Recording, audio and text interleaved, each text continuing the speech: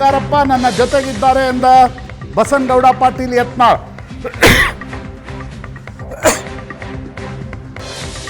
ಬಿಜೆಪಿಯಿಂದ ಉಚ್ಚಾಟನೆಯ ಬಳಿಕ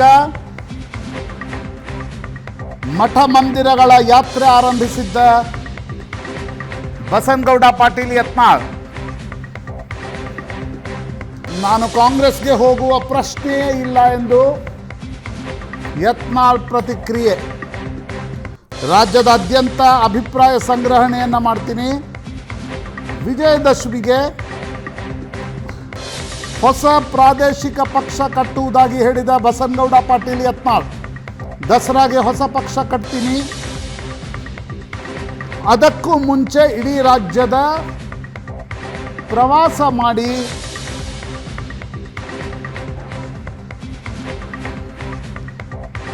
ಹಿಂದುತ್ವದ ಪರವಾಗಿರುವ ಕಾರ್ಯಕರ್ತರನ್ನ ಭೇಟಿಯಾಗ್ತೀನಿ. ರಮೇಶ್ ಜಾರಕಿಹೊಳಿ ಮತ್ತು ಕುಮಾರ್ ಬಂಗಾರಪ್ಪ ಜೊತೆಗಿದ್ದಾರೆ. ಹೊಸ ಪಕ್ಷದ ಬೆನ್ನಲ್ಲೇ ಮಠ ಮಂದಿರಗಳ ಪ್ರವಾಸ ಆರಂಭಿಸಿದ ಬಸನಗೌಡ ಪಾಟೀಲ್ ಯತ್ನಾಳ್. ಕೊಪ್ಪಳದ ಗವಿಮಠಕ್ಕೆ ಯತ್ನಾಳ್ ಭೇಟಿ.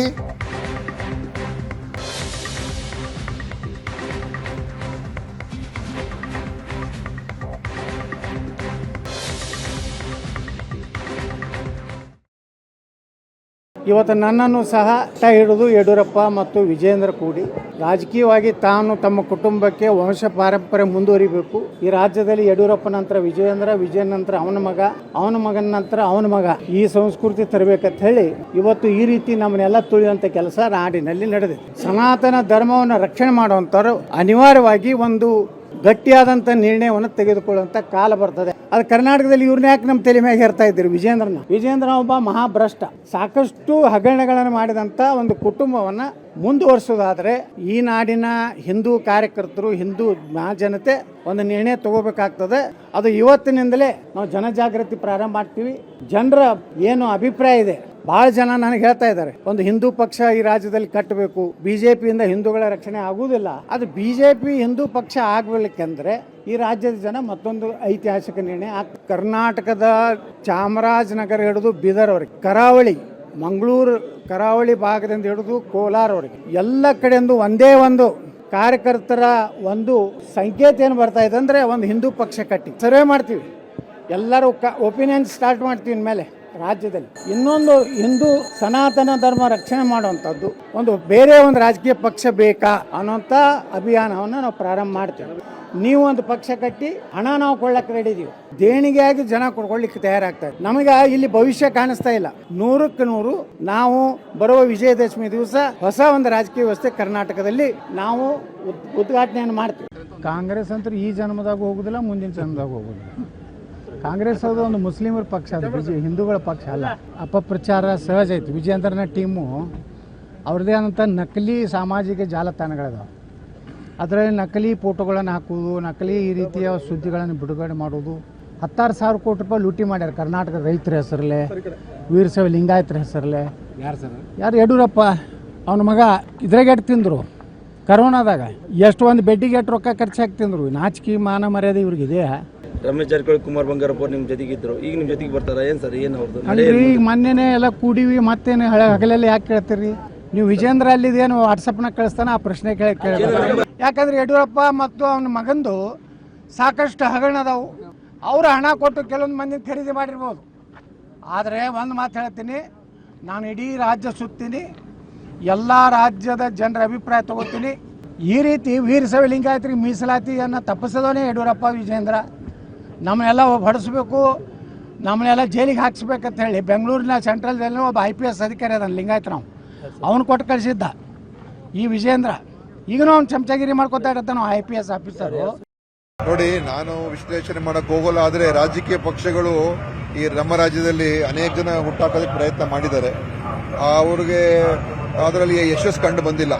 ದೊಡ್ಡ ದೊಡ್ಡ ನಾಯಕರುಗಳೇ, ಆಯ್ತಾ? ಸೊ ಅದರಿಂದ ಇದು ಎಷ್ಟು ಮಟ್ಟಿಗೆ ಇದು ಅವರು ಇದರಿಂದ ಒಳ್ಳೇದಾಗುತ್ತೋ ನನಗೆ ಗೊತ್ತಿಲ್ಲ. ಆದರೆ ಅದು ಅವರ ಪಕ್ಷದಲ್ಲಿ ಆಗಿರುವಂಥ ಗೊಂದಲಗಳಿಂದ ಅದು ಸೃಷ್ಟಿಯಾಗಿರುವಂಥದ್ದು. ಆದರೆ ಅವ್ರಿಗೆ ಅನಿವಾರ್ಯ ಇರ್ಬೋದು, ಯತ್ನಾಳ್ ಅವ್ರಿಗೆ ಅನಿವಾರ್ಯ ಇರ್ಬೋದು ಈಗ. ಯಾಕೆಂತ ಹೇಳಿದ್ರೆ ಕಾಂಗ್ರೆಸ್ ಕಡೆ ಬರೋದಕ್ಕೆ ಆಗೋದಿಲ್ಲ. ಯಾಕೆಂದ್ರೆ ಅವರು ನಮ್ಮ ಒಂದು ಸಿದ್ಧಾಂತಕ್ಕೇನೆ ತದ್ವಿರುದ್ಧವಾಗಿ ಇರುವಂಥದ್ದು.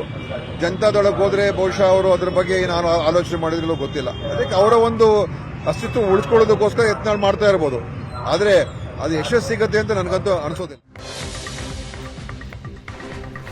ಇದೇ ವಿಷಯದ ಬಗ್ಗೆ ಇವತ್ತು ಮಾತಾಡ್ತೀವಿ. ಹಲವು ಜನ ಗಣ್ಯರು ನಮ್ಮ ಜೊತೆಗಿರ್ತಾರೆ. ನನ್ನ ಕೊಲೀಗ ಪ್ರಶಾಂತ್ ನಾಥು ಇದ್ದಾರೆ. ಪ್ರಶಾಂತ್, ಕಾರ್ಯಕ್ರಮಕ್ಕೆ ಸ್ವಾಗತ. ಹಿರಿಯ ಪತ್ರಕರ್ತರು, ರಾಜಕೀಯ ವಿಶ್ಲೇಷಕರು ಆದ ರವೀಂದ್ರ ರೇಷ್ಮೆ ಅವರು ನಮ್ಮ ಜೊತೆಗಿದ್ದಾರೆ. ಕಾರ್ಯಕ್ರಮಕ್ಕೆ ತಮಗೂ ಕೂಡ ಸ್ವಾಗತ. ಅಶ್ವಥ್ ನಾರಾಯಣ ಅವರು ಬಿಜೆಪಿಯಿಂದ, ರಮೇಶ್ ಬಾಬು ಅವರು ಕಾಂಗ್ರೆಸ್ನಿಂದ ಇದ್ದಾರೆ. ಇಬ್ಬರು ಕೂಡ ಕಾರ್ಯಕ್ರಮಕ್ಕೆ ಸ್ವಾಗತ. ಜೊತೆಗೆ ರಾಘವ್ ಅಣ್ಣಿಗೇರಿ, ಯತ್ನಾಳ್ ಬೆಂಬಲಿಗರು, ನಮ್ಮನ್ನು ವಿಜಯಪುರದಿಂದ ಜಾಯ್ನ್ ಆಗ್ತಾರೆ. ನಮಸ್ಕಾರ ರಾಘವ್ ಅವರೇ. ನಮಸ್ಕಾರ. ಒಂದು ವಿಷಯ ಸ್ಪಷ್ಟ ಮಾಡಿಬಿಡ್ತೀನಿ. ಅದು ಅಂದರೆ ಭಿನ್ನರ ಬಣದ ಯಾವ ನಾಯಕರುಗಳು ನಿಮ್ಮ ಜೊತೆಗೆ ಬರ್ತಾರೆ ಅಂತ ಪತ್ರಕರ್ತರು ಪ್ರಶ್ನೆ ಕೇಳಿದ್ದಕ್ಕೆ ಯತ್ನಾಳರು ವಿಜೇಂದ್ರ ಅವರು ವಾಟ್ಸಪ್ ಮಾಡಿದ ಪ್ರಶ್ನೆ ಕೇಳ್ತೀರಿ ಅಂದರು. ಇವತ್ತು ನಾವು ಕೇಳುವ ಯಾವ ಪ್ರಶ್ನೆಯನ್ನು ಯಾರೂ ನಮಗೆ ವಾಟ್ಸಪ್ ಮಾಡಿಲ್ಲ. ಮಾಡಿದ್ರು ನಾವು ಕೇಳೋರಲ್ಲ. ಹಾಂ, ಮಾಡಿದ್ರು ಅದನ್ನು ಕೇಳೋರಲ್ಲ. ಮಾಧ್ಯಮದವರಿಗೆ ಆ ರೀತಿ ಹೇಳಿಲ್ಲ ಅವರು, ಎಲ್ಲರಿಗೂ ಆ ರೀತಿ ಹೇಳಿಲ್ಲ. ಎಸ್ ಪ್ರಶಾಂತ್, ಯಾರೂ ತುಳಿಯದ ಹಾದಿ ಏನಲ್ಲ, ಹಾಗಂತ ಯಾರೂ ಸಕ್ಸಸ್ ಆಗಿರುವ ಹಾದಿಯೂ ಅಲ್ಲ ಯತ್ನಾಳರು ಹೊರಟಿರುವಂಥದ್ದು. ಅದೇ ನೋಡಿ, ಈಗ ಬಸನಗೌಡ ಪಾಟೀಲರು ಮತ್ತು ಯಡಿಯೂರಪ್ಪನವರ ಕುಟುಂಬದ ನಡುವಿನ ತಿಕ್ಕಾಟ ಇದೆಲ್ಲ ಈಗೊಂದು ಇತಿಹಾಸ. ಈಗ ಅವರೊಂದು ಪಾರ್ಟಿಯಿಂದ ಉಚ್ಚಾಟನೆ ಮಾಡಿದರು. ನನಗನ್ಸುತ್ತೆ ಬಸನಗೌಡ ಪಾಟೀಲ್ ಯತ್ನಾಳರಿಗೂ ಗೊತ್ತಿದೆ, ಬಿ ಜೆ ಪಿ ಹೈಕಮಾಂಡ್ ತಕ್ಷಣಕ್ಕೇನೋ ಪುನರಪಿ ಇಲೆಕ್ಷನ್ಸ್ಗಳಿಲ್ಲ, ಆ ಸಂದರ್ಭದಲ್ಲೇನೋ ಪುನರ್ವಿಚಾರ ಮಾಡ್ತಾರೆ ಅಂತಕ್ಕಂಥದ್ದು ಸ್ಥಿತಿಯಲ್ಲಿಲ್ಲ. ಆದರೆ ಬಸನಗೌಡ ಪಾಟೀಲ್ ಯತ್ನಾಳರಿಗೆ ಅನಿಸ್ತಾ ಇದೆ, ಒಂದು ವೇಳೆ ನಾನು ಸುಮ್ಮನೆ ಕೂತ್ರೆ ರಾಜಕೀಯವಾಗಿ ಅಪ್ರಸ್ತುತನಾಗ್ತೀನಿ, ನಾಳೆ 2028ರಲ್ಲಿ ಚುನಾವಣೆ ಇದೆ, ಅಲ್ಲಿವರೆಗೆ ನಾನು ಕಾರ್ಯಕರ್ತರ ಜೊತೆ ಮಾತಾಡೋದು, ಪ್ರವಾಸ ಮಾಡೋದು, ಮಾಧ್ಯಮಗಳಲ್ಲಿ ಹೇಳಿಕೆಗಳನ್ನು ಕೊಡೋದು ಅಂತಕ್ಕಂಥದ್ದನ್ನು ಇಟ್ಟರೆ ನಾನು ಪೊಲಿಟಿಕಲಿ ಒಂದು ರಿಲೆವೆನ್ಸನ್ನು ಉಳಿಸ್ಕೊಳ್ತೀನಿ. ಅದು ಮುಂದೆ ಏನು ನಿರ್ಧಾರ ಆಗುತ್ತೋ ಆಗಲಿ ಅನ್ನುವ ಕಾರಣಕ್ಕೋಸ್ಕರ ದಸರಾದಿಂದ ಹೊಸ ಪಾರ್ಟಿ ಸ್ಥಾಪನೆ ಅಂತಕ್ಕಂಥದ್ದೆಲ್ಲ ಹೇಳ್ತಿದ್ದಾರೆ. ಆದರೆ ನೋಡಿ, ಇಲ್ಲಿಯವರೆಗೆ ಈಗ ಕಾಂಗ್ರೆಸ್ನಿಂದ ಹೊರಗಡೆ ಬಂದು ಈಗ ಇವತ್ತಿನ ಬಹುತೇಕ ಭಾರತದ ಪಕ್ಷ ಆಫ್ಶೂಟ್ಸ್ಗಳು ಕಾಂಗ್ರೆಸ್ನಿಂದಲೇ ತಯಾರಾಗಿರ್ತಕ್ಕಂಥದ್ದು, ಇನ್ಕ್ಲೂಡಿಂಗ್ ಈಗ ಸಿಂಡಿಕೇಟ್ ಕಾಂಗ್ರೆಸ್ನಿಂದ ಹಿಡಿದು ಅನೇಕ ರಾಜಕೀಯ ಪಕ್ಷಗಳು. ಕರ್ನಾಟಕದಲ್ಲೂ ಕೂಡ ನೀವು ನೋಡಿದರೆ ಒನ್ ಇಲೆಕ್ಷನ್ ಪಾರ್ಟಿಯಾಗಿ ಕೆಲವು ಪಾರ್ಟಿಗಳು 8-10% ವೋಟ್ ತೆಗೆದುಕೊಂಡಿವೆ. ಆದರೆ ಒನ್ ಇಲೆಕ್ಷನ್ ಬಿಟ್ಟು ಫೆನಾಮಿನನ್ ಆಗಿ ಸಕ್ಸಸ್ ಆದವರು ದೇವೇಗೌಡರು ಮಾತ್ರ. ಉಳಿದವರು ಈಗ ನಿಜಲಿಂಗಪ್ಪನವರು ಇಂದಿರಾ ಗಾಂಧಿಯನ್ನೇ ಹೊರಗೆ ಹಾಕಿದರು. ಆದರೆ 72ರ ಚುನಾವಣೆಯಲ್ಲಿ ಸಿಂಡಿಕೇಟ್ ಇಲ್ಲಿ ಸೋಲ್ತು, ವೀರೇಂದ್ರ ಪಾಟೀಲ್ರು ಮುಖ್ಯಮಂತ್ರಿ ಆಗಿದ್ದರು, ಸೋತರು. ದೇವರಾಜ ಅರಸರು ಇಲ್ಲಿ ಚುನಾವಣೆಯನ್ನು ಗೆದ್ದರು.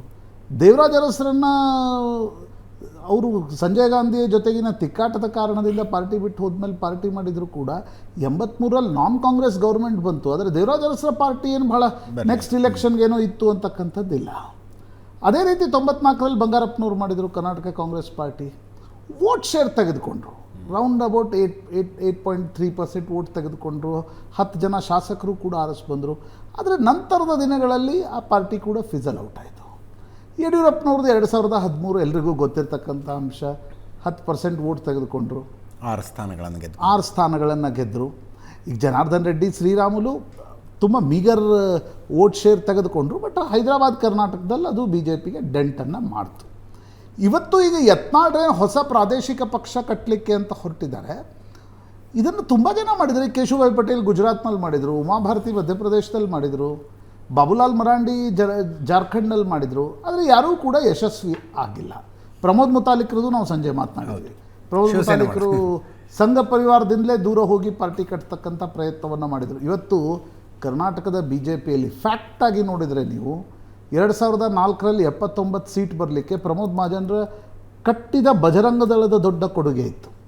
ಆದರೆ ನಂತರ ಅವರೂ ಕೂಡ ಇದೇ ಯತ್ನಾಳ್ರ ಹೆಂಗೆ ಮಾತು ಮಾತು ಮಾತು ಮಾತು ಆಡ್ತಾ ಹೋದರು, ಪ್ರಮೋದ್ ಮುತಾಲಿಕ್ರದ್ದು ಕೂಡ ಅದೇ ರೀತಿಯಾಗಿರ್ತಕ್ಕಂಥ ಸ್ಥಿತಿಗತಿ ಆಯಿತು. ಯಾಕೆ ನನಗನ್ಸುತ್ತೆ ಈಗಲೇ ನಾನು ಕುಳಿತುಕೊಂಡು ಯತ್ನಾಳ್ರು ಸಕ್ಸಸ್ ಆಗ್ತಾರೆ, ಫೇಲ್ಯೂರ್ ಆಗ್ತಾರೆ ಅಂತಕ್ಕಂಥದ್ದನ್ನು ಹಳೆಯ ಇತಿಹಾಸವನ್ನು ನೋಡಿಕೊಂಡು ಭವಿಷ್ಯದಲ್ಲಿ ಇವರು ಫೇಲ್ಯೂರ್ ಆಗ್ತಾರೆ ಅಂತ ಹೇಳೋಕ್ಕಾಗಲ್ಲ, ಅಥವಾ ಇವರು ಸಕ್ಸಸ್ ಆಗ್ತಾರೆ ಅಂತ ಹೇಳೋಕ್ಕಾಗಲ್ಲ. ಯತ್ನಾಳ್ರ ಟೆಂಪ್ರಾಮೆಂಟ್ ಏನು ತೋರಿಸ್ತಾರೆ, ರಾಷ್ಟ್ರೀಯ ರಾಜಕಾರಣದಲ್ಲಿ ಏನು ಬೆಳವಣಿಗೆಗಳು. ಅಲ್ಲ, ಈ ಉಚ್ಚಾಟನೆ 2ನೇ ದಿವಸ ಅವ್ರದ್ದೇನು ರೆಬೆಲ್ಸ್ ಮೀಟಿಂಗ್ ಆಯ್ತಲ್ಲ, ಮೀಟಿಂಗ್ನ ನಂತರದ ಹೇಳಿಕೆ ಏನಿತ್ತು, ವರಿಷ್ಠರ ಮೇಲೆ ಒತ್ತಡ ತಂದು ಯತ್ನಾಳರನ್ನು ಮರಳಿ ಪಕ್ಷಕ್ಕೆ ಸೇರಿಸಿಕೊಳ್ತೀವಿ ಅಂತ. ಅದು ಬೆಂಬಲಿಗರದ್ದು. ಈಗ ನೋಡಿ, ಅಲ್ಲ ಈಗ ಅದೇ ಗುರಿ ಅನ್ನೋದಾದರೆ ಉಚ್ಚಾಟನೆಯಾದಾಗಿನಿಂದ ಪಕ್ಷಕ್ಕೆ ಮರಳಿ ಸೇರಿಸಿಕೊಳ್ಳುವ ಆಲೋಚನೆಗಳ ಆರಂಭವಾಗುವ ಮಧ್ಯದಲ್ಲಿ ಯತ್ನಾಳ್ರು ಏನು ಮಾಡಿದ್ರು, ಹೇಗೆ ನಡ್ಕೊಂಡ್ರು, ಏನು ಮಾತಾಡಿದ್ರು ಎಲ್ಲವೂ ಮ್ಯಾಟರ್ ಆಗೋದಿಲ್ವಾ? ಡೆಫಿನೆಟ್ಲಿ ಮ್ಯಾಟ್ರ್ ಆಗುತ್ತೆ. ಆದರೆ ನೋಡಿ, ಅವತ್ತು ರಾಷ್ಟ್ರೀಯ ಪಕ್ಷಗಳಲ್ಲಿ ರಾಜಕೀಯ ಪಕ್ಷಗಳದ್ದು ಒಂದಿರುತ್ತೆ, ಅವ್ರಿಗೆ ಆತಂಕ ಇರೋದು ಚುನಾವಣೆದು. ಚುನಾವಣೆಯಲ್ಲಿ ನಮ್ಗೆ ಏಟಾಗುತ್ತೆ ಅಂತಂದರೆ ಅವ್ರು ಏನು ಮಾಡಲಿಕ್ಕೂ ರೆಡಿ ಇರ್ತಾರೆ. ಯತ್ನಾಳ್ರ ಸಾಮರ್ಥ್ಯ ಅಥವಾ ನೀವು ಪ್ರಾಬ್ಲಮ್ ಏನು ಅಂತಂದರೆ, ಈಗ ತಕ್ಷಣಕ್ಕೆ ಯಾವುದೇ ಚುನಾವಣೆ ಇಲ್ಲ. ಜಿಲ್ಲಾ ಪಂಚಾಯತ್, ತಾಲೂಕ್ ಪಂಚಾಯತ್ ಚುನಾವಣೆಗಳಿದ್ರೂ ಕೂಡ ಅಲ್ಲೇನು ನನಗನ್ಸುತ್ತೆ ಯತ್ನಾಳ್ರ ಪ್ರಭಾವ ಭಾಳ ಇರುತ್ತೆ ಅಂತ ಅನ್ಸೋಲ್ಲ. 2028ರವರೆಗೆ ಆ ಪೊಲಿಟಿಕಲ್ ಪಾರ್ಟಿಯನ್ನು ಹೋಲ್ಡ್ ಮಾಡಲಿಕ್ಕೆ ಸಾಧ್ಯ ಆಗುತ್ತಾ? ನೋಡಿ, ಒಂದು ತಾಳ್ಮೆ ಬೇಕು, ಇನ್ನೊಂದು ರಿಸೋರ್ಸಸ್ ಬೇಕು, ಇನ್ನೊಂದು ನಿಮ್ಮನ್ನು ಜನ ನಂಬ್ಕೊಂಡು ಬರಬೇಕು. ಈಗ ಯಡಿಯೂರಪ್ಪನವ್ರು ಹೊರಗೆ ಬಿದ್ದ ತಕ್ಷಣ ಒಂದು 25-30 ಶಾಸಕರವ್ರ ಹಿಂದೆ ಯಾಕೆ ಬರ್ಲಿಕ್ಕೆ ತಯಾರಾದರು, ಅಥವಾ ಮಾಜಿ ಶಾಸಕರು ಯಾಕೆ ಬರ್ಲಿಕ್ಕೆ ತಯಾರಾದರು? ಒಂದು ಟ್ರ್ಯಾಕ್ ರೆಕಾರ್ಡ್ ಇತ್ತು. ಯಡಿಯೂರಪ್ಪನವ್ರು ನಂಬಿದವರಿಗೆ ಟಿಕೆಟ್ ಕೊಡ್ತಾರೆ ಅಂತಕ್ಕಂಥದ್ದು. ಯತ್ನಾಳ್ರದ್ದು ಸಮಸ್ಯೆ ಏನು ಅಂತಂದರೆ, ನೋಡಿ, ಅವ್ರ ಸಾಮರ್ಥ್ಯ ಏನು, ಅವ್ರ ಮಾತು, ಹಿಂದುತ್ವದ ಬಗ್ಗೆ ಅವ್ರಿಗೆ ಇರ್ತಕ್ಕಂಥ ಒಂದು ಜನಪ್ರಿಯತೆ, ಜೊತೆಗೆ ಕರಪ್ಷನ್ ಆ ಥರದ ಬ್ಯಾಗೇಜಸ್ ಇಲ್ಲ, ಆ ರೀತಿಯ ಬ್ಯಾಗೇಜ್ಗಳಿಲ್ಲ. ಆದರೆ ಅವ್ರ ದೌರ್ಬಲ್ಯ ಏನು ಅಂತಂದರೆ, he is a loan fighter. ಅವರು ಏಕಾಂಗಿ ಹೋರಾಟಗಾರ. ಇಲ್ಲಿಯವರೆಗೆ ಅವರು ಭಾರಿ ಏನೋ ಸಂಘಟನೆ ಮಾಡಿದ್ದಾರೆ, ರಾಜ್ಯ ಅಧ್ಯಕ್ಷರ ಕೆಲಸ ಮಾಡಿದ್ದಾರೆ, ಟಿಕೆಟ್ ಹಂಚಿದ್ದಾರೆ. 2004 ಅನಂತಕುಮಾರ್ ಅಧ್ಯಕ್ಷರಿದ್ದಾಗ ಜಗದೀಶ್ ಶೆಟ್ಟರ್ ಯತ್ನಾಳ್ ಸ್ವಲ್ಪ ಟಿಕೆಟ್ ಹಂಚಿದ್ದು ಬಿಟ್ಟರೆ, ಯತ್ನಾಳ್ರು ಭಾರಿ ಏನೋ ಸಂಘಟನೆಯಲ್ಲಿ ಕೆಲಸ ಮಾಡಿಬಿಟ್ಟಿದ್ದಾರೆ ಅಂತಕ್ಕಂಥದ್ದಲ್ಲ. ಅವರು ಮಾಧ್ಯಮಗಳಲ್ಲಿ ಹೇಳಿಕೆ ಕೊಟ್ಟು ಇವತ್ತಿನ ಜನಪ್ರಿಯತೆಯನ್ನು ಪಡೆದಿರ್ತಕ್ಕಂಥವ್ರು. ಹೀಗಾಗಿ ಇವತ್ತೇ ನಾನು ಶರ ಬರೆಯಲ್ಲ, ಬಟ್ ಹಾದಿ ಸುಲಭ ಅಂತೂ ಅಲ್ಲ, ಹಾದಿ ತುಂಬ ಕಠಿಣ ಆಗಿದೆ. ಆದರೆ ಯತ್ನಾಳ್ ಏನಾದರೂ 28ರವರೆಗೆ ಸಸ್ಟೇನ್ ಮಾಡಿದರೆ Karnataka BJP will lose much more seats ಅಂತ ನನಗನ್ಸುತ್ತೆ. ರವೀಂದ್ರ ರೇಷ್ಮೆ, ನಿಮ್ಮ ಭವಿಷ್ಯ ಏನು? ಯತ್ನಾಳವರಾಗಲಿ, ಅವ್ರ ಅವರಾಗಲಿ, ಅಥವಾ ಅವ್ರಿಗಿಂತ ಒಂದು 10 ವರ್ಷ ಸೀನಿಯರ್ಸ್ ಆಗಲಿ, ಕರ್ನಾಟಕ 3 ರಾಜಕೀಯ ಪಕ್ಷಗಳಲ್ಲಿ ಒಂದು ನಿರ್ದಿಷ್ಟ ತಲೆಮಾರಿಗೆ ಕನಿಷ್ಠ 30 ವರ್ಷ ಯಾರ್ಯಾರು MLA ಮಂತ್ರಿ ಆಗಿದಾರೋ ಅವರೆಲ್ಲರೂ ಇವತ್ತೊಂದು ಪೊಲಿಟಿಕಲ್ ಮೆನೋಪಾಸ್ ಸ್ಟೇಜಿಗೆ ರೀಚ್ ಆಗಿಬಿಟ್ಟಿದ್ದಾರೆ. ಥರ ಋತುಬಂಧ ಅದು ಬರೀ ಹೆಣ್ಮಕ್ಳಿಗೆ ಅನ್ವಯಿಸ್ತಾರೆ. ಆದರೆ ಬೌದ್ಧಿಕವಾಗಿ, ವೈಚಾರಿಕವಾಗಿ, ರಾಜಕೀಯವಾಗಿ ಹೇಳೋದಾದರೆ ಹಸು, ಆ ಸ್ಟೇಜಿಗೆ ತಲುಪಿರೋ ಹಸು ಅದರ ಪುನರುತ್ಪಾದನ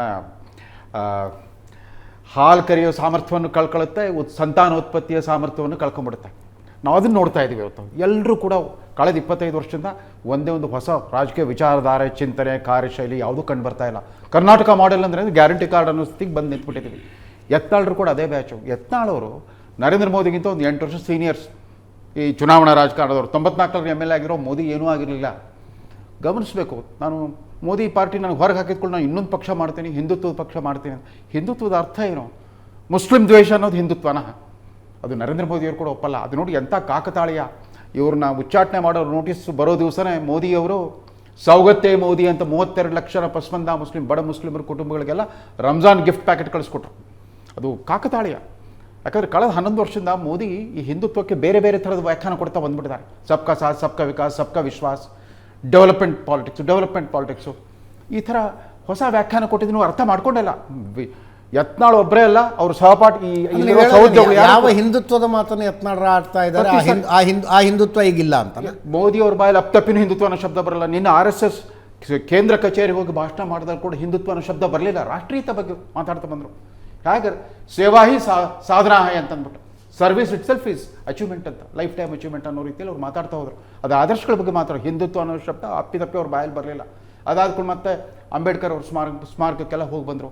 ಕಳೆದ 11 ವರ್ಷದಿಂದ ಮೋದಿ ವ್ಯಾಖ್ಯಾನಿಸೋರು ಹಿಂದುತ್ವದ ಕಲ್ಪನೆನೇ ಬೇರೆ ಇದೆ.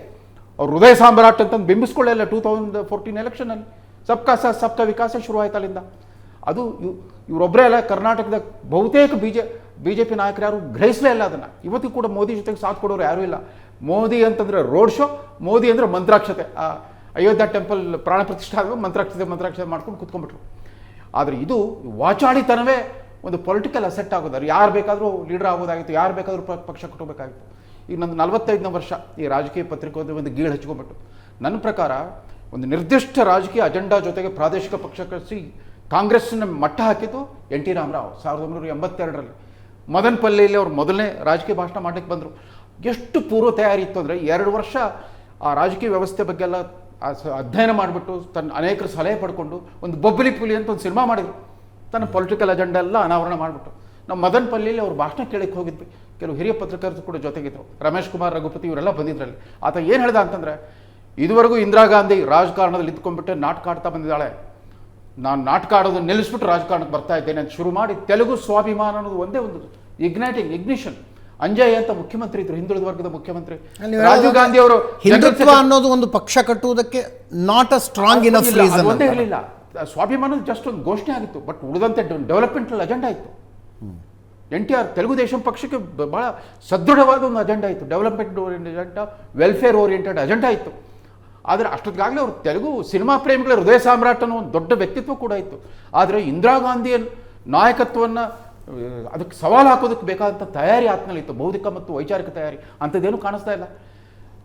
ತಾನು ಉಳಿದವ್ರು BJP ಲೀಡರ್ಗಿಂತ ತಾನೇ ಗ್ರೇಟೆಸ್ಟ್ ಅಂತ ತೋರಿಸೋಕೆ ಆದಷ್ಟು ಹೆಚ್ಚೆಚ್ಚು ಮುಸಲ್ಮಾನರು ಫೈಟ್ ಮೋದಿ ವಿರುದ್ಧ ಅಲ್ಲವೇ ಅಲ್ಲ ಸರ್, ಮೋದಿ ವಿರುದ್ಧ ಮಾತಾಡೋದಿಲ್ಲ, ಮೋದಿ ಪರನೂ ಅಲ್ಲ. ಮೋದಿ ಗ್ರಹಿಸಿರೋ ಹಿಂದುತ್ವ ಏನಿದೆ ಅದಕ್ಕೆ ಪರವಾಗಿಲ್ಲ, ಅದು ಅಲೈನ್ಮೆಂಟು ಇಲ್ಲ ಅದ್ರ ಜೊತೆಗೆ.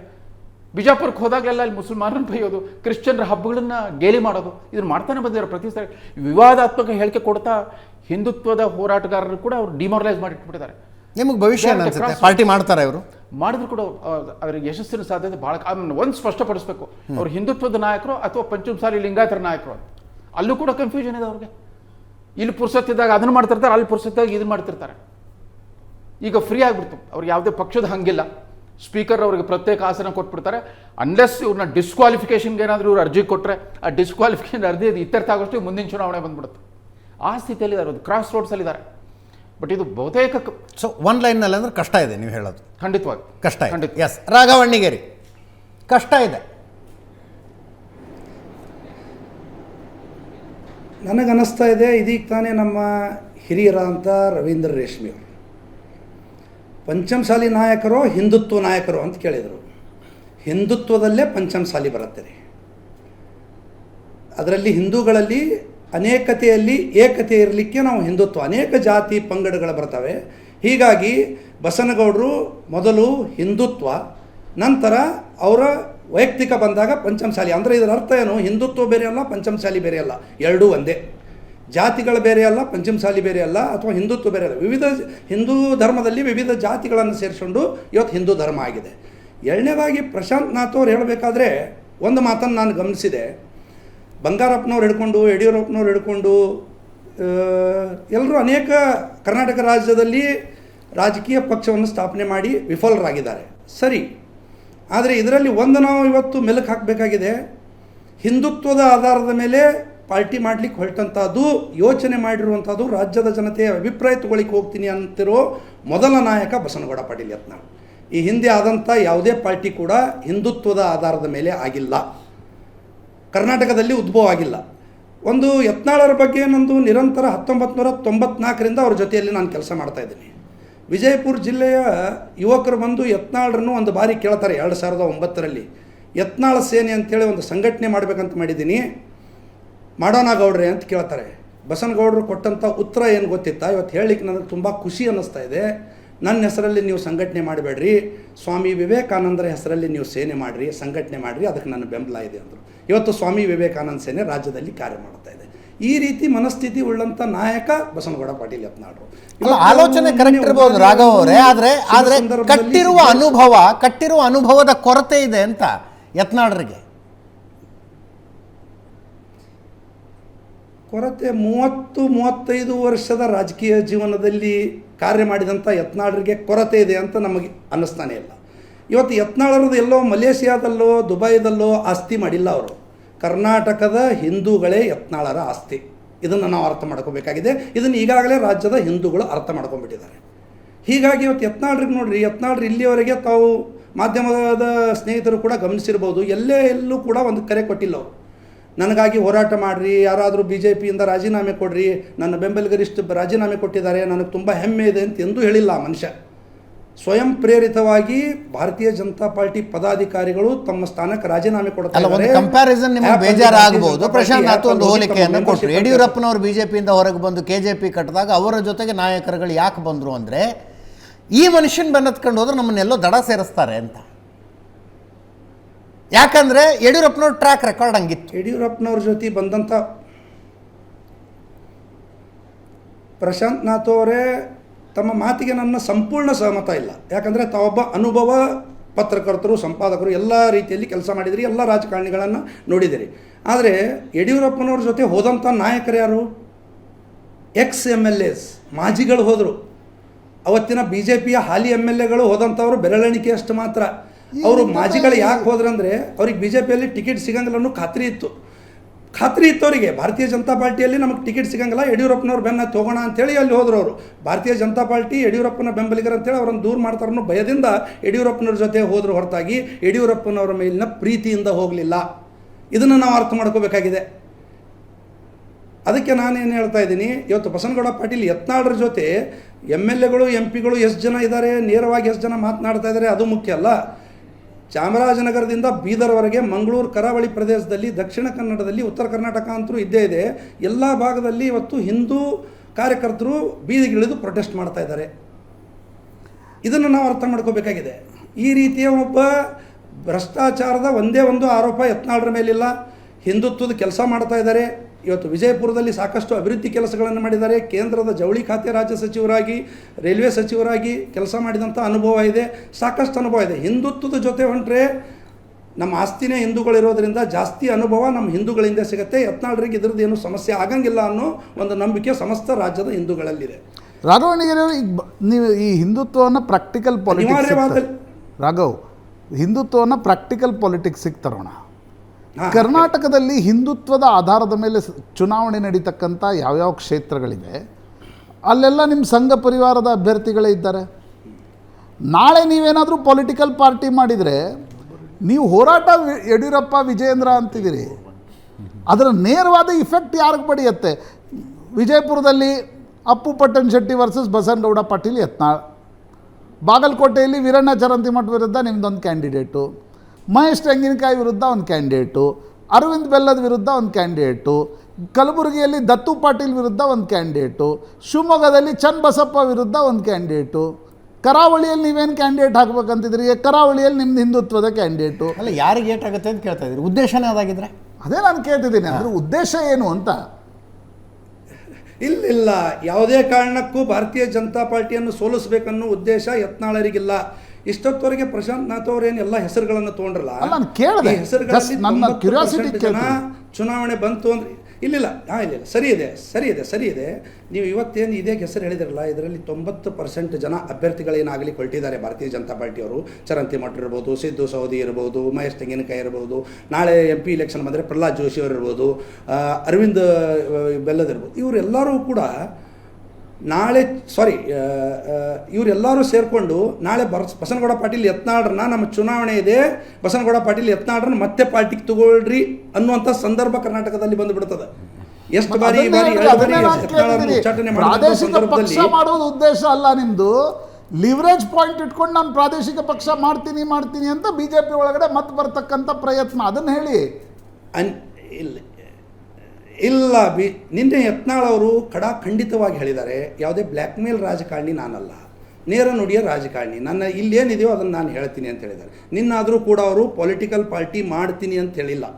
ತಮ್ಮ ಒಂದು ಮಾಹಿತಿಗಾಗಿ ನಾನು ಕೊಡ್ತಾ ಇದ್ದೀನಿ. ಅನಿವಾರ್ಯವಾದರೆ ಒಂದು ವೇಳೆ ಯಡಿಯೂರಪ್ಪನವ್ರನ್ನ ಕುಟುಂಬವನ್ನೇ ಭಾರತೀಯ ಜನತಾ ಪಾರ್ಟಿ ವಿಜಯೇಂದ್ರನ್ನೇ ರಾಜ್ಯಾಧ್ಯಕ್ಷ ಆಗಿ ಮುಂದುವರಿಸಿದರೆ, ಅವ್ರನ್ನೇ ಮುಖ್ಯಮಂತ್ರಿ ಅಭ್ಯರ್ಥಿ ಅಂತ ಘೋಷಣೆ ಮಾಡಿದರೆ, ಅವಾಗ ನಾನು ಅಲ್ಲಿವರೆಗೆ ಸಮಸ್ತ ರಾಜ್ಯದ ಹಿಂದೂಗಳ ಒಂದು ಅಭಿಪ್ರಾಯವನ್ನು ಸಂಗ್ರಹ ಮಾಡಿ ಅನಿವಾರ್ಯವಾದ ಸಂದರ್ಭದಲ್ಲಿ ಮಾತ್ರ ನಾನು ಭಾರತೀಯ ಜನತಾ ಪಾರ್ಟಿಯಿಂದ ಅದರ ವಿರುದ್ಧವಾಗಿ ಇವತ್ತೊಂದು ಹಿಂದೂ ಪಕ್ಷವನ್ನು ಸ್ಥಾಪನೆ ಮಾಡ್ತೀನಿ ಅಂತ ಹೇಳಿದ್ದಾರೆ.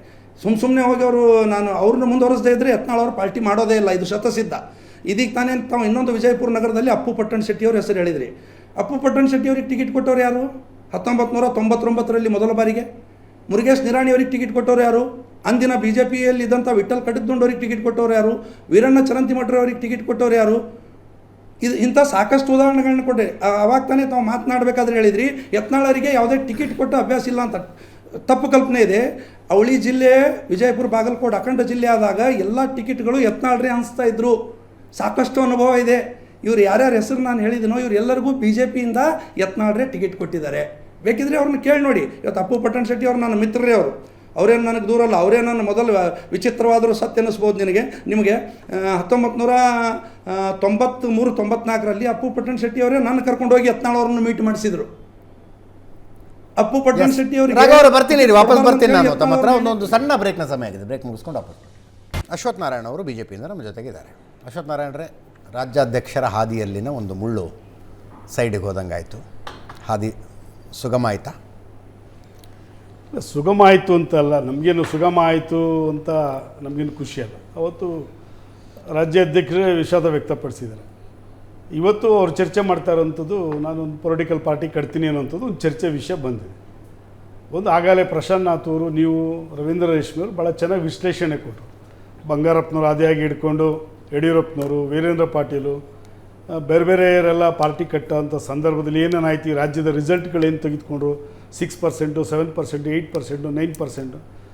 ಅವ್ರಿಗೆಲ್ಲ ಒಂದು ಇಮೇಜ್ ಇತ್ತು. ಅವರು ಒಂದು ಪಾರ್ಟಿ ಕಟ್ಟೋ ಅಷ್ಟೊತ್ತಿಗೆ ಈ ರಾಜ್ಯದ ಮುಖ್ಯಮಂತ್ರಿಗಳಾಗಿ, ರಾಜ್ಯ ಅಧ್ಯಕ್ಷರಾಗಿ ಇಡೀ ರಾಜ್ಯದಲ್ಲಿ ಪ್ರವಾಸವನ್ನು ಮಾಡಿ ಈಗ ಬಂಗಾರಪ್ಪನವರು ಉಚಿತವಾಗಿ ರೈತರಿಗೆ ಪವರನ್ನು ಕೊಟ್ಟರು ಅನ್ನತಕ್ಕಂಥದ್ದು, ಯಡಿಯೂರಪ್ಪನವ್ರ ಬಗ್ಗೆ ರೈತರಿಗೆ ಸಪ್ರೇಟ್ ಬಡ್ಜೆಟನ್ನು ಮಂಡಿಸಿದ್ರು ಅನ್ನೋದಾಗ ಅವ್ರಿಗೆಲ್ಲ ಒಂದು ಇಮೇಜ್ ಕ್ರಿಯೇಟ್ ಆಗಿತ್ತು ರಾಜ್ಯದ. ಯಾವುದೋ ಒಂದು ಕಾರಣಾಂತರದಿಂದ ಅವ್ರು ಪಾರ್ಟಿ ಬಿಟ್ಟೋದಂಥ ಸಂದರ್ಭದಲ್ಲಿ ಅವ್ರಿಗೆ ಆದಂಥ ಒಂದು ಪರ್ಸೆಂಟೇಜ್ ಆಫ್ ವೋಟ್ಸ್ ಜನ ಅವ್ರಿಗೆ ರೆಕಗ್ನೈಸ್ ಮಾಡೋದು. ಆದರೆ ಬಂಗಾರಪ್ಪನವ್ರ ಜೊತೆ, ಯಡಿಯೂರಪ್ಪನವ್ರ ಜೊತೆ, ವೀರೇಂದ್ರ ಪಾಟೀಲ್ ಅವ್ರ ಜೊತೆ ಕಂಪೇರ್ ಮಾಡೋಂಥ ವ್ಯಕ್ತಿ ಬಸವನಗೌಡ ವ್ಯಕ್ತಿನಾ? ಇಲ್ಲೊಂದು ಪ್ರಶ್ನೆ ಬರ್ತದೆ. ಬಸವನಗೌಡರಿಗೆ ಆ ಥರದ್ದು ವ್ಯಕ್ತಿಗಳನ್ನು ಕಂಪೇರ್ ಮಾಡಿಲ್ಲ ಸರ್, ಘಟನೆಗಳನ್ನು ಕಂಪೇರ್ ಮಾಡಿ. ಘಟನೆಗಳನ್ನ ಕಂಪೇರ್ ಮಾಡಿ, ಇವ್ರ ಜೊತೆ ಬಸವನಗೌಡನ ಕಂಪೇರ್ ಮಾಡ್ಲಿಕ್ಕೆ ಆಗೋದೆ. ಈಗ ಮಲ್ಲೇನೋ ಒಂದು ಪಾರ್ಟಿ ಕಟ್ಟಿದ್ರು ಸರ್, ಇವನ್ ವಿಜಯ ಶಂಕೇಶ್ವರ್ ಒಂದು ಪಾರ್ಟಿ ಕಟ್ಟಿದ್ರು, ಅವ್ರ ಜೊತೆನೂ ಇವ್ರನ್ನ ಕಂಪೇರ್ ಮಾಡ್ಲಿಕ್ಕಾಗಲ್ಲ. ಮಲ್ಲೇನೋ ಒಂದು ಪಾರ್ಟಿ ಕಟ್ಟಿದ್ರು, ಸಕ್ಸಸ್ ಆದ್ರೆ ಆಗೋದಿಲ್ಲ. ಇಲ್ಲಿ ಅವರು ಆಯಿತು, ಈಗ ಮೊನ್ನೆ ಇವ್ರನ್ನ ಸಸ್ಪೆಂಡ್ ಆದಮೇಲೆ, ಈ ಸಸ್ಪೆನ್ಷನ್ ಅಲ್ಲ ಸರ್, ಇವ್ರನ್ನ ಇದು ಪಾರ್ಟಿಯಿಂದ ಉಚ್ಚಾಟನೆ ಮಾಡಿದ್ಮೇಲೆ ಇವರು ಅಬ್ಸರ್ವೇಷನಲ್ಲಿ ಸ್ಟೇಟ್ ಯೂನಿಟು ಮತ್ತು ಸೆಂಟ್ರಲ್ ಯೂನಿಟ್ ಅಬ್ಸರ್ವೇಷನಲ್ಲಿ ಇತ್ತು. ಇನ್ನು ಕೆಲವರು ಬೆಂಬಲಿಗರೆಲ್ಲ ಈ ಸಸ್ಪೆನ್ಷನ್, ಈ ಉಚ್ಚಾಟನೆಯನ್ನು ವಿಡ್ರಾ ಮಾಡಬೇಕು, ಅವರು ಮತ್ತೊಮ್ಮೆ ಪಾರ್ಟಿಗೆ ಕರ್ಕೊಂಬರ್ಬೇಕು ಅನ್ನತಕ್ಕಂಥ ಒಂದು ಅವರ ಬೆಂಬಲಿಗರು ಒಂದು ಅಪೀಲನ್ನು ಇಟ್ಟರು ಕೇಂದ್ರದ ಮುಂದೆ. ಮೀಡಿಯಾ ಮುಖೇನ ಒಂದು ಅಪೀಲನ್ನು ಇಟ್ಟರು. ಯಾರೂ ಹೋಗಿ ಕೇಂದ್ರಕ್ಕೆ ಪತ್ರವನ್ನು ಕೊಟ್ಟಿಲ್ಲ, ಏನಿಲ್ಲ, ಒಂದು ಅಪೀಲನ್ನು ಇಟ್ಟರು. ಒಂದು ಕಡೆ ಅವ್ರು ಅಪೀಲನ್ನು ಇಡ್ತಾರೆ, ಇನ್ನೊಂದು ಕಡೆ ನಾನು ಪಾರ್ಟಿ ಕಟ್ತೀನಿ ಅಂತ ಕೇಳ್ತಾರೆ. ಅಲ್ಲೇ ನಿಲ್ವೇನು ಇವ್ರದ್ದು? ಯತ್ನಾಳ್ದು ಬೆಂಬಲಿಗರನ್ನ ಕರೆಸು, ಸಿದ್ದೇಶ್ವರವ್ರ ಮನೇಲಿ ಮೀಟಿಂಗ್ ಮಾಡ್ತಾರೆ, ಕೇಂದ್ರದ ವರಿಷ್ಠರ ಜೊತೆ ಒಂದು ಅಪೀಲನ್ನು ಇಡ್ತಾರೆ, ಇವರ ಡಿಸ್ಮಿಸನ್ನು ವಿಡ್ರಾ ಮಾಡಬೇಕು. ಸುಮ್ಮನೆ ಕೂತ್ಕೊಂಡ್ರೆ ಯಾರು ಮಾತಾಡಿಸ್ತಾರೆ ಯತ್ನಾಳ್ರನ್ನ? ಅಲ್ಲ ಒಂದೇ ನೀವೇ ಮಾತಾಡ್ಸೋದು, ಅವ್ರನ್ನ ಮಾತಾಡ್ಸೋದೆಲ್ಲ ಪತ್ರಕರ್ತರು, ಮಾಧ್ಯಮದವರೇ ಮಾತಾಡ್ಸೋದು. ಅವರು ಸುಮ್ಮನಿದ್ರು, ನೀವು ಅದೇ ಬೇಜಾರ ನಿಮಗೆ ಅಂತ. ಅವ್ರು ಸುಮ್ಮನಿದ್ರು, ನೀವು ಮಾತಾಡ್ತೀರಾ ಸರ್. ನಾನು ಮೊನ್ನೆ ಪ್ರಶಾಂತ್ ಅವ್ರು ಮಾತಾಡ್ತಾ ಇದೇ ರೀತಿ ಚರ್ಚೆ ಮಾಡಿದಾಗ ನೀವು 5 ಗಂಟೆಗೆ ಪೊಲಿಟಿಕಲ್ ಅವರ್ಸ್ ಮಾಡುವಾಗ ಹೇಳಿದೆ, ಯಡಿಯೂರಪ್ಪನವ್ರನ್ನ, ವಿಜೇಂದ್ರವ್ರನ್ನ ಟೀಕೆ ಮಾಡಿ ಪ್ರಸಿದ್ಧಿ ಆಗಿದ್ದಾರೆ ಹೊರತು ಯತ್ನಾಳು ತನ್ನ ಸಾಧನೆ ಮಾಡಿ ಏನು ಪ್ರಸಿದ್ಧಿ ಆಗಿದೆ. ಯಡಿಯೂರಪ್ಪನವ್ರು ಟೀಕೆ ಮಾಡೋದು ಅವ್ರದ್ದೊಂದು ಸಾಧನೆ ಆಗೋಗ್ಬಿಟ್ಟಿದೆ. ಬೇರೆ ಯಾವುದೇ ರೀತಿ ಸಾಧನೆ ಇಲ್ಲ ರಾಜ್ಯದಲ್ಲಿ ಯಾವ ವಿಷಯದ. ಅದು ಹಿಂದುತ್ವ ಆಗ್ಬೋದು, ಮತ್ತೊಂದು ಆಗ್ಬೋದು, ಏನಾಗ್ಬೋದು, ಆ ಜಿಲ್ಲೆಯಲ್ಲಿ ಎಷ್ಟು ಗುತ್ತಿಗೆದಾರರು ಯಾರ್ಯಾರು ಕೊಟ್ಟಿದ್ದಾರೆ, ಏನೇನಾಗಿದೆ ಅನ್ನತಕ್ಕಂಥದ್ದು ಆ ಜಿಲ್ಲೆಯಲ್ಲಿ ಗೊತ್ತಿದೆ. ಇವ್ರನ್ನ ಉಚ್ಚಾಟನೆ ಮಾಡಿದಂಥ ಸಂದರ್ಭದ ಆ ಜಿಲ್ಲೆಯಲ್ಲಿ ಪಕ್ಷದ ವರಿಷ್ಠರು, ಪಕ್ಷದ ಮಾಜಿ ಶಾಸಕರುಗಳು, ಪಕ್ಷದ ಜಿಲ್ಲಾ ಘಟಕದ ಪದಾಧಿಕಾರಿಗಳು ಎಷ್ಟು ಜನ ರಾಜೀನಾಮೆ ಕೊಟ್ಟಿದ್ದಾರೆ ಅನ್ನತಕ್ಕಂಥದ್ದು ವಿಶ್ಲೇಷಣೆ ಮಾಡೋದು. ತಾಲೂಕಿನ ನಗರ ಜಿಲ್ಲಾ ಘಟಕದ ಅಧ್ಯಕ್ಷ, ರೈತ ಮೋರ್ಚಾ ಅಧ್ಯಕ್ಷ ಬಿಟ್ಟರೆ ಇನ್ನು ಬಾಕಿ ಯಾವುದೇ ಜಿಲ್ಲೆಯ ಪದಾಧಿಕಾರಿಗಳು ಅವ್ರ ಜೊತೆ ಹೋಗಿಲ್ಲ. ಯಾವುದೇ ಜಿಲ್ಲಾ ಪದಾಧಿಕಾರಿಗಳು ಅವ್ರ ಜೊತೆ, ಯಾವುದೇ ಮಾಜಿ ಶಾಸಕರು ಕೇಳಿ ಪದಾಧಿಕಾರಿಗಳನ್ನೇ ಮಾಡಿಲ್ಲ, ನಿಮಿಷ ಸರ್, ಪದಾಧಿಕಾರಿಗಳನ್ನ ಯಾರಿಗೆ ಕೇಳು ಮಾಡೋದಿಲ್ಲ ಸರ್. ಪದಾಧಿಕಾರಿಗಳನ್ನು ಮಾಡ್ಬೇಕಾದ್ರೆ ನಮ್ಮ ಪಾರ್ಟಿದಲ್ಲಿ ಒಂದು ಸಿಸ್ಟಮ್ ಇದೆ, ಆ ಪ್ರಕಾರನೇ ಪದಾಧಿಕಾರಿಗಳನ್ನು ಮಾಡುವಂಥದ್ದು. ಯಾವುದೇ ಜಿಲ್ಲೆ MP-ನಾಗಲಿ, ಯಾವುದೇ ಜಿಲ್ಲೆ MLA-ನಾಗಲಿ ಯಾರನ್ನೂ ಮಾಡೋ. ಹಿಂದೆ ಒಂದ್ಸಲ ನಾನು ಹೇಳಿದೆ, ಶಿಕಾರಿಪುರದ ತಾಲೂಕು ಅಧ್ಯಕ್ಷ ಯಾರಾಗಬೇಕು ಅನ್ನೋದು ಅಲ್ಲಿನ ಪಾರ್ಟಿ ತೀರ್ಮಾನ ಮಾಡುತ್ತೆ. ಯಡಿಯೂರಪ್ಪನವರಾಗಲಿ ಅಥವಾ ವಿಜೇಂದ್ರ ಆಗಲಿ ತೀರ್ಮಾನ ಮಾಡಲ್ಲ ಅಂತ ನಾನು ಅವತ್ತೇ ಕ್ಲಿಯರಾಗಿ ಹೇಳಿದೆ. ಅದೇ ರೀತಿ ಯತ್ನಾಳವರು ಅವ್ರ ಸಾಧನೆಗಳೇನು, ರಾಜ್ಯದ ಜನ ಯಾವ ರೀತಿ ಅವ್ರ ಹಿಂದೆ ಹೋಗ್ತಾರ ಬರ್ತಾರ ಅನ್ನತಕ್ಕಂಥದ್ದು ಭಾಳ ಪ್ರಮುಖವಾಗಿರ್ತಕ್ಕಂಥ. ಇಲ್ಲಿ ಪಾರ್ಟಿ ಕಟ್ತೀನಿ ಅಂತ ಇವತ್ತು ಅವ್ರು ಹೇಳಿದ್ಮೇಲೆ ಮತ್ತೆ ಅವ್ರ ಟೀಮನ್ನು ಯಾಕೆ ಅವರು ಅಪೀಲನ್ನು ಕೊಟ್ಟರು ಕೇಂದ್ರದ ವರಿಷ್ಠರ ಜೊತೆ, ಸಸ್ಪೆನ್ಷನ್ನ ವಿಡ್ರಾ ಮಾಡಬೇಕು, ಡಿಸ್ಮಿಸನ್ನು ಯಾಕೆ ವಿಡ್ರಾ ಮಾಡಬೇಕು ಅನ್ನತಕ್ಕ ಯಾಕೆ ಅಪೀಲನ್ನು ಕೊಡ್ತಾರೆ? ಮಾಡುವಂಥದ್ದಲ್ಲ. ಆದರೆ ಇಲ್ಲಿ ಒಂದು ಕಡೆ ಅವರ ಟೀಮು ಅಪೀಲ್ ಮಾಡ್ಕೊಡೋದು, ಇಲ್ಲಿ ಇನ್ನೊಂದು ಕಡೆ ಪಾರ್ಟಿ ಕಟ್ತೀನಿ ಅಂತ ಕೇಳಿದ್ರೆ ಏನು ಅನ್ನೋಂಥದ್ದನ್ನ ಈಗ ಆ ಟೀಮೇ ವಿಶ್ಲೇಷಣೆ ಮಾಡಬೇಕು. ಒಂದು ಫೋರ್ಸ್ ಬೇಕಲ್ಲ ಅವರಿಂದ ಹೋಗ್ಬೇಕಾದ್ರೆ. ಯಡಿಯೂರಪ್ಪನವ್ರು ಪಾರ್ಟಿ ಬಿಟ್ಟೋದಾಗ ಅವರಿಂದ ಒಂದು ಟೀಮ್ ಇತ್ತು ಸರ್. ಬಂಗಾರಪ್ಪನವ್ರು ಪಾರ್ಟಿ ಬಿಟ್ಟೋದಾಗ ಅವ್ರಿಗೆ ಸರ್ಕಾರ ತರೋ ಶಕ್ತಿ ಇಲ್ಲದೇನೂ ಅವರಿದ್ದಂಥ ಪಾರ್ಟಿನ ಸೋಲ್ಸೋ ಶಕ್ತಿ ಆದರೂ ಅವ್ರಿಗಿತ್ತು ಸರ್. ಅದು ಯಡಿಯೂರಪ್ಪರಾಗ್ಬೋದು, ಬಂಗಾರಪ್ಪರಾಗ್ಬೋದು, ದೇವರಾಜ ಆಗ್ಬೋದು, ವೀರೇಂದ್ರ ಪಾಟೀಲ್ ಅವರು ಆಗ್ಬೋದು. ಯತ್ನಾಳವ್ರಿಗೆ ಪಾರ್ಟಿ ಬಿಟ್ಟು ಅಲ್ಲಿ ಇಂಡಿವಿಜುವಲ್ ಆಗಿ ಗೆಲ್ಲಲಿಕ್ಕಾಗ್ತದ? ಯಾವುದೇ ಪಾರ್ಟಿ ನಿಲ್ಲದೆ ಇಂಡಿಪೆಂಡೆಂಟಾಗಿ ಬಸವನಗೌಡ ಪಾಟೀಲ್ ಯತ್ನಾಳರು ವಿಜಯಪುರದಲ್ಲಿ MLA ಆಗಿ ಗೆಲ್ಲಲಿಕ್ಕಾಗ್ತದ? MLC ಆಗಂತೂ ಗೆದ್ದಿದ್ರು ಅಲ್ಲ ಸರ್. MLC ಸ್ಕ್ಯಾಟ್ರ್ ಆಗಿ ವೋಟರ್ಸ್ ಇರ್ತಾರೆ ಎಲ್ಲ ಇದರಲ್ಲೂ.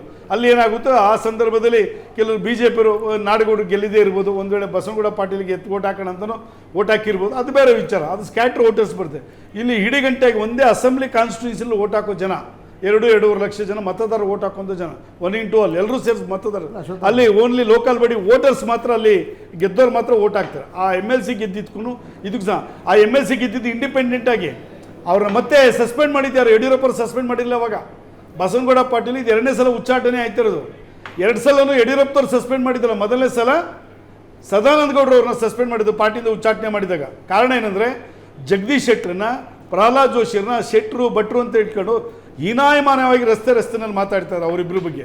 ಎಷ್ಟು ದಿನದಿಂದ ತಾಳ್ಮೆ ಅಂತ ಇರ್ಲಿಕ್ಕೆ ಆಗುತ್ತೆ ಅಂತೇಳಿ ಶಿಸ್ತು ಸಮಿತಿಯಲ್ಲಿ ತೀರ್ಮಾನ ಮಾಡಿ ಅವ್ರನ್ನ ಸಸ್ಪೆಂಡ್ ಮಾಡಿದ್ದು ಸದಾನಂದ ಗೌಡರು, ಯಡಿಯೂರಪ್ಪನಲ್ಲ. ಇವತ್ತು ಸಸ್ಪೆಂಡ್ ಮಾಡಿದ್ದು ಸಹ ಕೇಂದ್ರದ ವರಿಷ್ಠರು.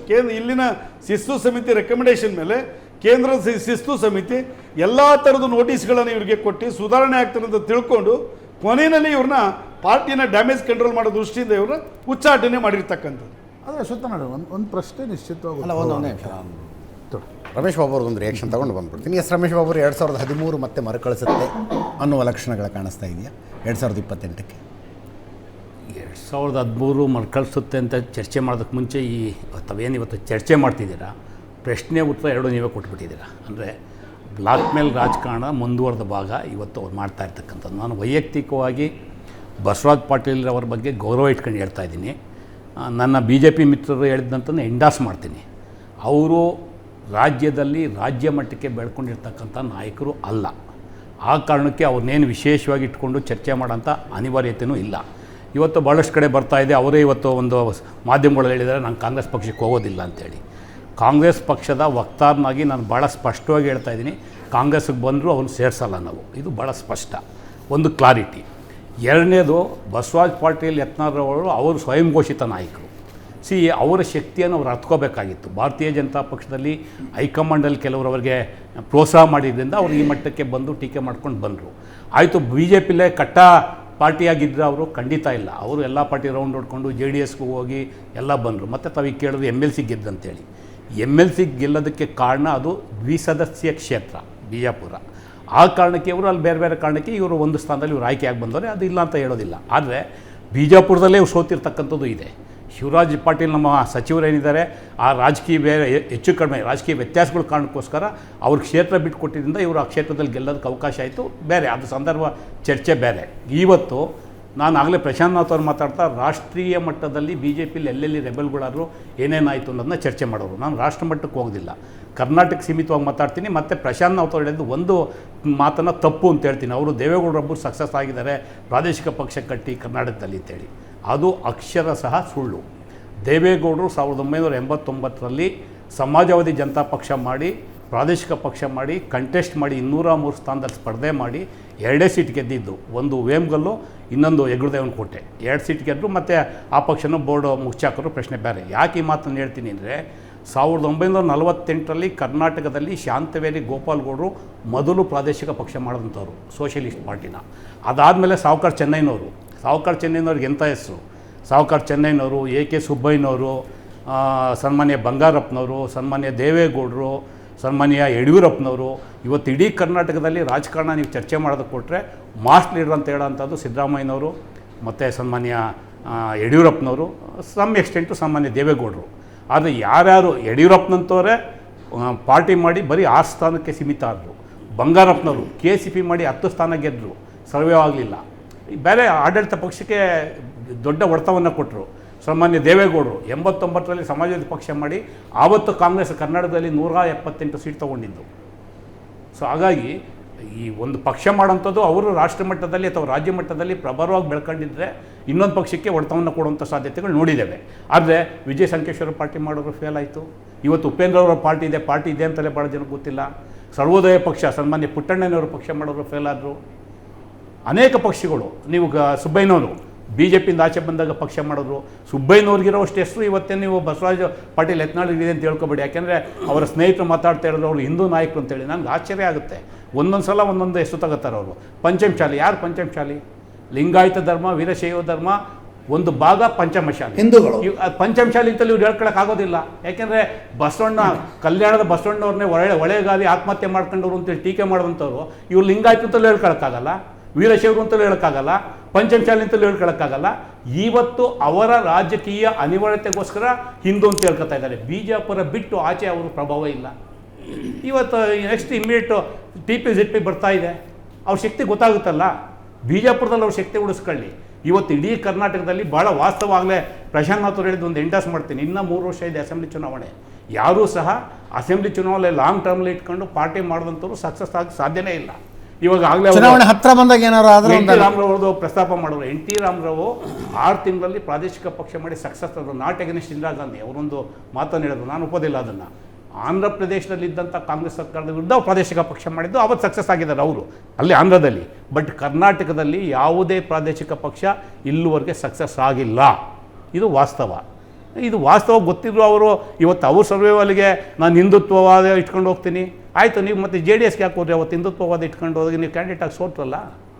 ಅಂದರೆ ನಿಮ್ಮ ಅನುಕೂಲಕ್ಕೆ ನೀವು ಹೇಳ್ಕೊಳ್ಳೋಂಥದ್ದು. ಇವತ್ತು ಯಡಿಯೂರಪ್ಪರಿಗೆ ನೀವೇನು ಪ್ರಚಂಡವಾದಂಥ ನಾಯಕರಲ್ಲ, ಸಾಮೂಹಿಕ ನಾಯಕರಲ್ಲ. ಯಡಿಯೂರಪ್ಪರ ಪರಿಸ್ಥಿತಿ ಏನಾಯಿತು KGP ಮಾಡಿದಾಗ? ಎಲ್ಲ ಕಡೆ BJP 40ಕ್ಕೆ ತರೋದ್ರಲ್ಲಿ ಯಶಸ್ವಿ ಅದ ರೀ. ಅವರು ಪಾರ್ಟಿ ಡ್ಯಾಮೇಜ್ ಮಾಡೋಕ್ಕೆ ಯಶಸ್ವಿ ಆದರು. ಸ್ಥಾನ ಎಷ್ಟು ತೊಗೊಂಡ್ರು? ಆ ಸ್ಥಾನ. ನೀವು ಉದ್ದೇಶ ಏನು ಅನ್ನೋದ್ರ ಬಗ್ಗೆ ನಮಗೂ ಸ್ಪಷ್ಟತೆ ಇರಬೇಕಲ್ಲ. ಅಲ್ಲ, ಇವ್ರಿಗೆ ಉದ್ದೇಶನೇ ಇಲ್ಲ. ಅದನ್ನೇ ಬ್ಲ್ಯಾಕ್ ಮೇಲ್ ಉದ್ದೇಶ. ಭಾರತೀಯ ಜನತಾ ಪಕ್ಷದವ್ರು ಕರೀತಾರೆ, ನಾನು ಮತ್ತೆ ಅಕಾಮಿಡೇಟ್ ಮಾಡ್ತಾನೆ ಅನ್ನೋ ಉದ್ದೇಶ ಬಿಟ್ಟರೆ ಅವ್ರಿಗೆ ಸ್ಪಷ್ಟವಾದಂಥ ಉದ್ದೇಶ ಇಲ್ಲ, ಸ್ಪಷ್ಟವಾದಂಥ ಕ್ವಿಕ್ ರಿಯಾಕ್ಷನ್. ರಾಘವಣ್ಣಿಗೇರಿ ಸರ್, ಒಂದು ಮಾತನ್ನು ನಾನು ಸೋ ಕಾಲ್ಡ್ ವಂಶ ಪರಂಪರೆ ರಾಜಕಾರಣಿ ಮಾಡೋರನ್ನ ಕೇಳ್ತೀನಿ. 2023ರಲ್ಲಿ JP ನಡ್ಡಾ ಅವರು ಒಂದು ಹೇಳಿಕೆಯನ್ನು ಕೊಡ್ತಾರೆ. ರಾಷ್ಟ್ರೀಯ ಅಧ್ಯಕ್ಷರು, ಅವ್ರ ಬಗ್ಗೆ ಗೌರವ ಇದೆ. ಫಾರೂಕ್ ಅಬ್ದುಲ್ಲಾ ಕೆ ಬಾದ್ ಉಮರ್ ಅಬ್ದುಲ್ಲಾ, ಮುಫ್ತಿ ಕೆ ಬಾದ್ ಮೈಬೂಬಾ ಮುಫ್ತಿ, ಚೌಟಾಲಾ ಭಾಯಿಯೋ ಕೆ ಬಾದ್ ಚೌಟಾಲಾ. ಆ ಟ್ವೀಟ್ ನಾವು ನೋಡಿದೀವಿ ಸರ್. ಈಗ ಯತ್ನಾಳರನ್ನ ಬೆಂಬಲಿಸುವುದಕ್ಕೆ ನಿಂತ್ಕೊಂಡಂತ ರಮೇಶ್ ಜಾರಕಿಹೊಳಿ ಅವ್ರದ್ದು ಕುಟುಂಬ ರಾಜಕಾರಣ ಅನ್ನೋದಿಲ್ವಾ? GM ಸಿದ್ದೇಶ್ವರದ್ದು ಕುಟುಂಬ ರಾಜಕಾರಣ ಅನ್ನೋದಿಲ್ವಾ? ಲಿಂಬಾವಳಿ ಅವ್ರದ್ದು ಕುಟುಂಬ ರಾಜಕಾರಣ ಅಲ್ವಾ? ಅಣ್ಣಾ ಸಾಹೇಬ್ ಜೊಲ್ಲೆ ಅವ್ರದ್ದು ಕುಟುಂಬ ರಾಜಕಾರಣ ಅಲ್ವಾ? ನಿಮ್ದೇ ಟೀಮ್ನಲ್ಲಿ ಇರೋರು ಹೆಂಗೆ ಕುಟುಂಬ ರಾಜಕಾರಣ ಆಗ್ತದೆ? ಸಿದ್ದೇಶ್ವರ ಬದಲು ಅವ್ರ ಹೆಂಡತಿಗೆ ಟಿಕೆಟ್ ಕೊಟ್ಟಿದ್ದು ಕುಟುಂಬ ರಾಜಕಾರಣ ಅಲ್ವಾ? ಜಾರಕಿಹೊಳಿ ಅವರು ಇಬ್ಬರಿಲ್ಲ. ಇವತ್ತು ಯಡಿಯೂರಪ್ಪನವ್ರು ನೋಡಿ, ಸಂಸದೀಯ ಮಂಡಳಿಯ ಸಭೆ ಸದಸ್ಯರು ರಾಘವೇಂದ್ರ MP, ವಿಜಯೇಂದ್ರ ಕುಟುಂಬ ರಾಜಕಾರಣದ ವ್ಯಾಖ್ಯಾನ ಅವ್ರದ್ದೊಂದಿದೆ, ಯತ್ನಾಳರದೊಂದು ಕುಟುಂಬ ರಾಜಕಾರಣದ ನಮ್ಮ ಮೂಗಿನ ನೇರಕ್ಕೆ ನಾವು ವ್ಯಾಖ್ಯಾನ ಮಾಡ್ಕೋತೀವಿ ಅಂತಂದ್ರೆ ಹೆಂಗಲ್ಲ? ನರೇಂದ್ರ ಮೋದಿ ಅವರಿಗೆ ಅಪಮಾನ ಮಾಡ್ದಂಗೆ ಆಗಂಗಿಲ್ವಾ? ಭ್ರಷ್ಟಾಚಾರ, ಕುಟುಂಬಶಾಹಿ ವಿರುದ್ಧ ನಿರಂತರವಾಗಿ ಮಾತನಾಡ್ತಾ ಬಂದಿರುವಂಥ ನರೇಂದ್ರ ಮೋದಿ ಅವರಿಗೆ ಅಪಮಾನ ಮಾಡ್ದಂಗೆ ಆಗಂಗಿಲ್ವಾ? ಕರ್ನಾಟಕ ಮಟ್ಟಿಗೆ ಭಾರತೀಯ ಜನತಾ ಪಾರ್ಟಿಯ ಸೆಂಟ್ರಲ್ ನಾಯಕತ್ವ ಇಷ್ಟೊಂದು ಯಾಕೆ ವೀಕ್ ಇದೆ? ಇದು ಪ್ರಶ್ನೆ. ಸೋ ಕಾಲ್ಡ್ ಇವತ್ತಲ್ಲಿ ಕೆಲವೊಂದು ಇದಿದ್ದಾರೆ, ಸ್ವಯಂ ಘೋಷಿತ ಫ್ಯಾಮಿಲಿ ಪಾಲಿಟಿಕ್ಸ್ ಮಾಡುವಂಥವ್ರು, ಅವ್ರಿಗೆ ಬೆಂಬಲ ನೀಡುವಂಥ ಕೆಲವು BJP ನಾಯಕರಿದ್ದಾರೆ. ಅವ್ರಿಗೆ ಕೇಳಲಿಕ್ಕೆ ಇಚ್ಛೆ ಪಡ್ತೀನಿ, ನರೇಂದ್ರ ಮೋದಿ ಅವ್ರ ಹೆಸರು ತಗೊಳ್ಳಿಕ್ಕೆ ಏನಾದರೂ ನೈತಿಕತೆ ಇದೆಯಾ ನಿಮಗೆ? ನಾನು ಇಷ್ಟೇ ಹೇಳೋದು, ಇವತ್ತು ಯತ್ನಾಳರ ಜೊತೆ ಯಾರಿದ್ದಾರೋ ಯಾರಿಲ್ಲಲ್ಲ, ಇಡೀ ಹಿಂದೂ ಸಮಾಜ ಯತ್ನಾಳರ ಜೊತೆ ಇದೆ. ಪಂಚಮಸಾಲಿ ಸಮಾಜ ಕೂಡ ಹಿಂದುತ್ವದ ಒಂದು ಅಂಗ. ಎಲ್ಲ ಸಮಾಜಗಳು ಇವತ್ತು ಯತ್ನಾಳರ ಜೊತೆ ಇದ್ದಾವೆ. ಹಿಂದೂ ಸಮಾಜ ಬರುವಂಥ ದಿನಗಳಲ್ಲಿ ಅನಿವಾರ್ಯವಾದರೆ ಕುಟುಂಬ ರಾಜಕಾರಣಕ್ಕೆ ಭಾರತೀಯ ಜನತಾ ಪಾರ್ಟಿ ಮನ್ನಣೆ ಹಾಕೊಂಡು ಹೋದರೆ ಮಾತ್ರ ನಾನು ಇನ್ನೊಂದು ಪಾರ್ಟಿ ಮಾಡುವುದ್ರ ಬಗ್ಗೆ ರಾಜ್ಯದ ಜನತೆಯ ಅಭಿಪ್ರಾಯವನ್ನು ತಗೋತೀನಿ ಅಂತ ಹೇಳಿದ್ದಾರೆ, ಮಾಡ್ತೀನಿ ಅಂತ ಹೇಳಿಲ್ಲ. ಇದನ್ನು ಮಾಧ್ಯಮ ಮಿತ್ರರು ಸ್ಪಷ್ಟಪಡಿಸಬೇಕು. ಯತ್ನಾಳರ ಪಾರ್ಟಿ ಮಾಡ್ತೀನಿ ಅಂತ ಹೇಳಿಲ್ಲ. ಮತ್ತೇನಾದರೂ ಯತ್ನಾಳರ ಪಾರ್ಟಿ ಮಾಡೋದೇ ಆದರೂ ಕೂಡ, ರಾಜ್ಯದ ಜನತೆಯ ಅಭಿಪ್ರಾಯ ಮೇಲೆ ಮಾಡೋದೇ ಆದರೂ ಕೂಡ ಯತ್ನಾಳ ಜನತಾ ಪಾರ್ಟಿ ಇರೋಂಗಿಲ್ಲ, ಸನಾತನ ಹಿಂದೂ ಪಾರ್ಟಿ ಆಗಿರುತ್ತೆ. ಇಷ್ಟು ಮಾತ್ರ ನಾನು ಹೇಳಬಲ್ಲೆ. ಪ್ರಮೋದ್ ಮುತಾಲಿಕ್ ಅವರು ಈ ಪ್ರಯತ್ನ ಮಾಡಿ ಕರ್ನಾಟಕದಲ್ಲಿ ಮೂಲೆ ಸರಿದ್ದಾರೆ. ಅದು ಮುಂದುವರೆದ ಭಾಗ ಇದಷ್ಟೇ. ಇದು ಒಂದು ಸಣ್ಣ ಬ್ರೇಕ್ ಮುಗಿಸ್ಕೊಂಡು ವಾಪಸ್ ಬರ್ತೀವಿ. ಕೊನೆ ಭಾಗಕ್ಕೆ ಬರ್ತಾ ಇದ್ದೀವಿ. ಪ್ರಶಾಂತ್ ಅವರು ಅಶ್ವಥ್ ನಾರಾಯಣರನ್ನ ಕೇಳ್ತಾ ಇದ್ದಾರೆ. ನನ್ನ ಪ್ರಶ್ನೆ ಅಶ್ವಥ್ ನಾರಾಯಣಗೌರು ಇದ್ದಿದ್ದು ನೋಡಿ, ಹಿಂದೆ ಈಗ ಬಂಗಾರಪ್ಪನವರು, ನಾವು ಯಡಿಯೂರಪ್ಪನವ್ರದ್ದು ಅದೆಲ್ಲ ಚರ್ಚೆ ಮಾಡ್ತಾ ಇರ್ತಕ್ಕಂಥ ಸಂದರ್ಭದಲ್ಲಿ ಅವ್ರು ಮುಖ್ಯಮಂತ್ರಿ ಆದರು, ನಂತರ ಆ ಪಕ್ಷಗಳನ್ನು ಮಾಡಿದರು. ಈಗಿರ್ತಕ್ಕಂಥದ್ದು ಈ ಕರ್ನಾಟಕ BJP ಕೂಡ ಈಗ ಯತ್ನಾಳರು ಪಾರ್ಟಿ ಮಾಡಿ ಸಕ್ಸಸ್ ಆಗ್ತಾರೋ ಫೇಲ್ಯೂರ್ ಆಗ್ತಾರೋ ಅದು ಮುದ್ದೆ. ಆದರೆ ನಷ್ಟ BJPಗೆ ಆಗತ್ತೆ ಒಂದು. ಇನ್ನೊಂದು, ನಿಮ್ಮ ಕರ್ನಾಟಕದ BJPಯ ನಾಯಕತ್ವ ಕೂಡ ಏನೋ ಭಾರಿ ಗಟ್ಟಿಯಾಗಿದೆ, ಒಂದು ಪಾಪ್ಯುಲರ್ ಲೀಡರ್ಶಿಪ್ ಇದೆ, ಒಂದು ಮಾಸ್ ಲೀಡರ್ಶಿಪ್ ಇದೆ ಅಂತಕ್ಕಂಥದ್ದಿಲ್ಲ. ನಿಮ್ಮ ಕೇಂದ್ರೀಯ ನಾಯಕತ್ವ ಗಟ್ಟಿಯಾಗೋದೆ ಅನ್ನೋದು ಬಿಟ್ಟರೆ ಹಂಗೆ ಯತ್ನಾಳ್ರೆ ಪಾಪ್ಯುಲರ್ ಇದ್ದಾರೆ. ಇಲ್ಲಾಂದರೆ ಯಾಕೆ 2023-24ಕ್ಕೆ ನೀವು ಕರ್ಕೊಂಡು ಹೋಗಿ ಯತ್ನಾಳ್ರ ಕಡೆ ಭಾಷಣ ಮಾಡಿಸ್ತಾ ಇದ್ರಿ? ಕರ್ನಾಟಕದ BJP ನಾಯಕ ಸ್ವಲ್ಪ ಮಟ್ಟಿಗೆ ಜನಪ್ರಿಯತೆ ಇಲ್ಲದೇ ಇರೋದ್ರಿಂದ ಯತ್ನಾಳ್ರ ಬಗ್ಗೆ ಕುತೂಹಲ ಇದೆ. ಸರ್, ಒಂದು ಹೇಳ್ತೀನಿ, ವಿಜೇಂದ್ರ ಅಧ್ಯಕ್ಷ ಆದ ದಿನದಿಂದನೂ ಇವ್ರದ್ದು ಪ್ರಾರಂಭ ಆಯಿತು. ಯಡಿಯೂರಪ್ಪನವ್ರ ಬಗ್ಗೆ, ವಿಜೇಂದ್ರವ್ರ ಬಗ್ಗೆ ಟೀಕೆ ಮಾಡಲಿಕ್ಕೆ. ಇಷ್ಟಿದ್ರೂ ಸಹ ವಿಜೇಂದ್ರ ಅವ್ರ ಲೀಡರ್ಶಿಪ್ಪಲ್ಲಿ ಪಾರ್ಲಿಮೆಂಟ್ ಎಲೆಕ್ಷನ್ ಆಯಿತು. ಸಕ್ಸಸ್ ಆಗಲಿಲ್ವ ನಾವು? ಯತ್ನಾಳಿನ ವಿರೋಧದ ನಡುವೆನೂ ಸಹ ಪಾರ್ಲಿಮೆಂಟ್ ಎಲೆಕ್ಷನಲ್ಲಿ 19 ಸೀಟ್ ತೊಗೊಂಡ್ವಲ್ಲ ನಾವು JDS NDA ಮೈತ್ರಿಕೂಟ. ನಾವೇನ MLA ಅಸೆಂಬ್ಲಿ ಎಲೆಕ್ಷನಲ್ಲಿ ಆದಂಗೆ ಸೋಲಾಯ್ತಾ ನಮಗೆ? ಹೀನಾಯವಾಗಿ ಸೋಲಾಗ್ಲಿವಲ್ಲ ನಮಗೆ? ಉತ್ತಮವಾದ ರಿಸಲ್ಟೇ ಬಂತು ನಮಗೆ. 136 ಸೀಟ್ ತೊಗೊಂಡಂಥ ಕಾಂಗ್ರೆಸ್ಸಿನ ವಿರುದ್ಧವಾಗಿ ರಾಜ್ಯದಲ್ಲಿ ನಾವು 19 ಸೀಟು ಅಲಯನ್ಸಲ್ಲಿ ನಾವು ಗೆದ್ದಿದ್ದೀವಿ ಅಂತ ಹೇಳಿದ್ರೆ ಆ ಚುನಾವಣೆ ಯತ್ನಾಳರು ನಿಮ್ಮ ವಿರುದ್ಧ ಮಾಡಲಿಲ್ಲ. ಯಾವ ಚುನಾವಣೆ ಅಲ್ಲ, ಪಾರ್ಲಿಮೆಂಟ್ ಎಲೆಕ್ಷನ್ ಅಲ್ಲಿ ಪಾರ್ಲಿಮೆಂಟ್ ಎಲೆಕ್ಷನ್ ನಲ್ಲಿ ಯತ್ನಾಳರು ನಿಮ್ಮ ವಿರುದ್ಧ ನಿಂತಿರಲಿಲ್ಲ. ಯತ್ನಾಳರ ಅಸೆಂಬ್ಲಿ ಕಾನ್ಸ್ಟಿಟ್ಯೂನ್ಸಿನಲ್ಲಿ ಮೈನಸ್ ಆಗಿದೆ ನಮಗೆ. ರಮೇಶ್ ಜಿಗಜಿಣಿಗೆ ಸರ್, ರಮೇಶ್ ಜಿಗಜಿಣಿಗೆ ಮೈನಸ್ ಆಗಿದೆ, ಬೇರೆ ಕಾನ್ಸ್ಟಿಟ್ಯೂನ್ಸಿನಲ್ಲಿ ಪ್ಲಸ್ ಆಗಿದೆ.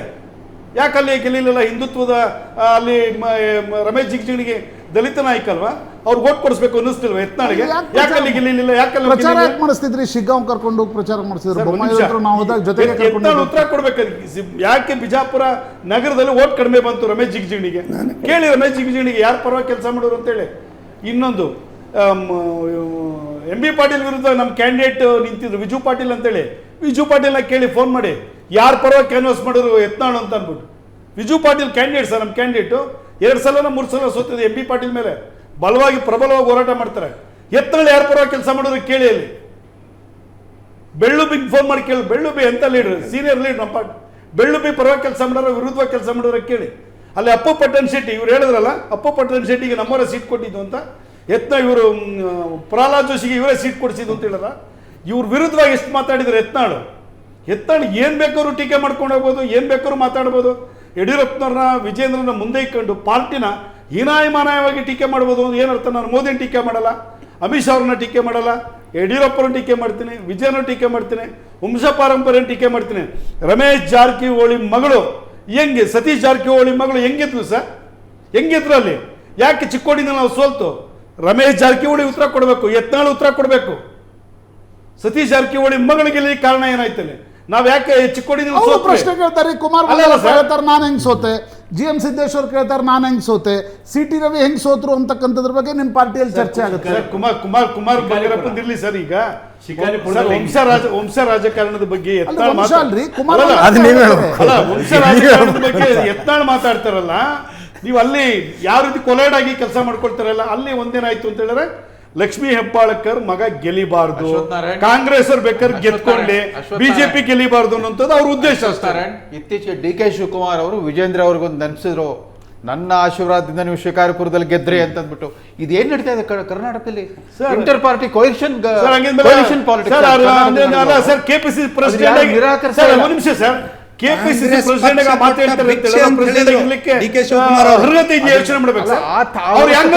KPCC ಪ್ರೆಸಿಡೆಂಟ್ ಆಗಿ ನನ್ನ ಆಶೀರ್ವಾದದಿಂದ ಗೆದ್ರು ಅಂತಾರೆ. ಅವ್ರಲ್ಲಿ ಏನರ್ಥ? ಅವ್ರಿಗೆ ಏನಕ್ಕೆ ಏನ್ ಅರ್ಥ? ಅಲ್ಲಿಗೆ KPCC ಪ್ರೆಸಿಡೆಂಟ್ ಆಗಿ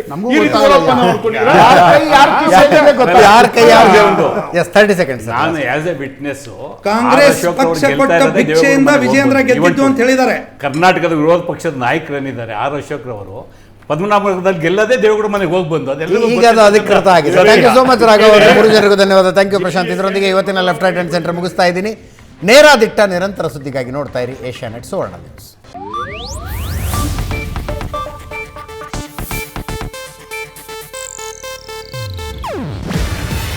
ಇದು ಏಷ್ಯಾನೆಟ್ ನ್ಯೂಸ್ ನೆಟ್ವರ್ಕ್ ಪ್ರಸ್ತುತಿ. ನೀವು ನೋಡ್ತಿದ್ದೀರಾ ಏಷ್ಯಾನೆಟ್ ಸುವರ್ಣ ನ್ಯೂಸ್.